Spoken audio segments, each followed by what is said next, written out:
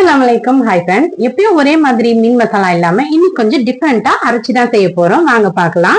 நான் சங்கரா மீன் தான் வாங்கியிருக்கேன். எடுத்து நல்லா கழுவி லைட்டா மேல் பக்கமா கட் பண்ணி வச்சிருக்கேன். இப்போ ஒரு பேன்ல ஒரு ஸ்பூன் அரிசி, ஒரு ஸ்பூன் தனியா, ஒரு ஸ்பூன் சோம்பு, ஒரு ஸ்பூன் மிளகு, 1/4 ஸ்பூன் வெந்தயம், ஒரு ஸ்பூன் சீரகம், 1/2 ஸ்பூன் கடுகு, 4 காஞ்ச மிளகா, ஒரு பட்டை, 2 லவங்கம், ஒரு பெரிய பூண்டு தோல் எடுத்து போட்டுக்குங்க. ஒரு கைப்பிடி கருவேப்பிலை போட்டு வறுத்தி எடுத்துக்குங்க.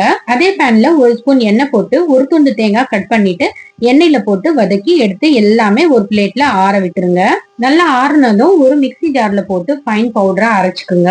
அரைச்ச மசாலாவை ஒரு பிளேட்ல போட்டுக்குங்க. இப்ப மீனுக்கு மசாலா தடவி வச்சுக்கலாம். ஒரு ஸ்பூன் மிளகாய் தனியாத்தூள், ஒரு ஸ்பூன் ஃபிஷ் ஃப்ரை மசாலா, ஒரு ஸ்பூன் இஞ்சி பூண்டு, தேவையான அளவு உப்பு போட்டு மிக்ஸ் பண்ணி வச்சுக்கோங்க. இப்ப மசாலா போட்டு வச்ச மீன் மேல செஞ்சு வச்ச மசாலா பவுடர் எடுத்து மேல ஸ்ப்ரெட் பண்ணி விடணும். திருப்பி போட்டு இந்த சைடு நல்லா எல்லா பக்கமும் மசாலா தடவிட்டு 5 நிமிஷம் வச்சிருங்க. இப்ப தவால எண்ணெய் போட்டு மிதமான சூடு இருக்கும் போதே ஒரு மீனா எடுத்து ஃப்ரை பண்ணிக்கணும். மீன் மேல கருவேப்பிலை போட்டிருக்கேன். ஒரு சைடு வெந்ததும் திருப்பி போட்டு ஃப்ரை பண்ணிட்டு மறுபடியும் இந்த சைடு வெந்ததும் எடுத்துருங்க.